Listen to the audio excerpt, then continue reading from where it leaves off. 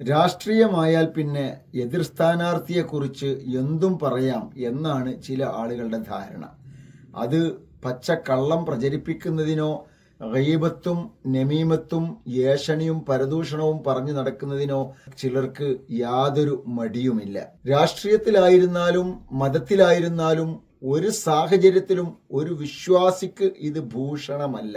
ഇസ്ലാം ഗൗരവമേറിയ പാപമായിട്ടാണ് ഇതിനെ കാണുന്നത്. വിശുദ്ധ ഖുർആൻ സൂറത്തുൽ ഹുജറാത്തിലെ 12-ാമത്തെ ആയത്തിലൂടെ ചോദിക്കുന്നുണ്ട്, അയുഹിബ്ബു അഹദുക്കും അൻ യഅകുൽ ലഹ്മ അഖീഹി മൈത. നിന്റെ കൂട്ടുകാരന്റെ മാംസം പച്ചയ്ക്ക് തിന്നുന്നത് നിനക്ക് ഇഷ്ടമാണോ? നിനക്കത് എങ്ങനെയാണ് ഇഷ്ടപ്പെടാൻ സാധിക്കുക?